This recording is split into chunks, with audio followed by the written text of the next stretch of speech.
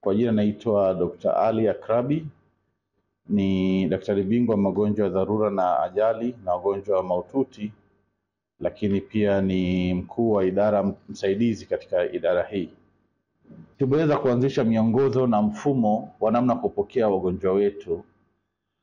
Ni kuwa wagonjwa wanapokuja hapa ni wa kila aina, na tunahudumia kama mnavyofahamu, tunahudumia mikoa mingi ikiwemo na Mwanza yenyewe. Mikoa 8 iko chini ya Bugando kwa ajili ya kupewa rufaa na kuweza kutoa huduma za kibingwa na bingwa bobezi. Kwa hiyo wagonjwa wanapofika hapa huwa tunawachakata na kuwapokea kutokana na magonjwa yao, na kuna wagonjwa ambao tunaona wa nje wakipokelewa, na baada ya kufanyia vipimo na tiba za awali wakipelekwa kwa madaktari bingwa wa sehemu husika. Kama mgonjwa akija na matatizo ya mfumo wa mkojo, tumekuwa tukipokea, tukifanya vipimo na kumpa tiba za awali kabla kuweza kumrifaa kwa madaktari bingwa wa mikojo, na hivyo hivyo kwa katika madaktari bingwa wa magonjwa tofauti.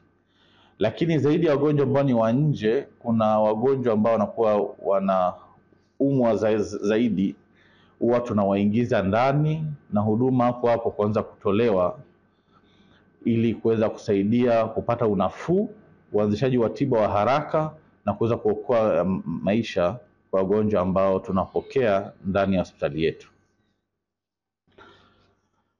Kwa mfumo huu wa kuchakata na kupokea wagonjwa na kuwapanga sehemu husika unaitwa mfumo wa triage kwa jina la kitaalamu au la Kiingereza, na sisi tunafanya hivyo kama sehemu zote za huduma za dharura duniani. Tufahamu kuwa wagonjwa wanaumwa sana na wale wazee na watoto ndio wagonjwa ambao wanapokelewa mwanzo, na wale ambao wana unafuu na wanaweza kutembea wanahudumiwa kama huduma ya wagonjwa wa nje. Lakini huduma zetu zimekuwa ni endelevu, ni masaa 24 kwa siku 7 za wiki. Siku zote sisi huduma za dharura zinakuwepo wazi kuweza kupokea na kuhudumia wagonjwa wao. Tufahamu tu dharura haina siku, inaweza kutokea muda wote. Kwa idara yetu imekuwa iko wazi, hata wakati wa sikukuu tunafanya kazi kuweza kuwahudumia wananchi na wale wote ambao wanakuja kutafuta huduma za dharura au za hospitali. Lakini pia tufahamu kuwa mafunzo kwa watumishi wetu tumechukua kwa umakini mkubwa, na hilo tunalifanya ikiwa ni mafunzo ambayo yanapangwa na mafunzo endelevu, na pia usimamizi wetu kwa wagonjwa ambao wanakuja inasaidia katika kuwajenga madaktari wetu ambao tunao wakifanya kazi na sisi. Hilo pia linasaidia huduma kuwa bora.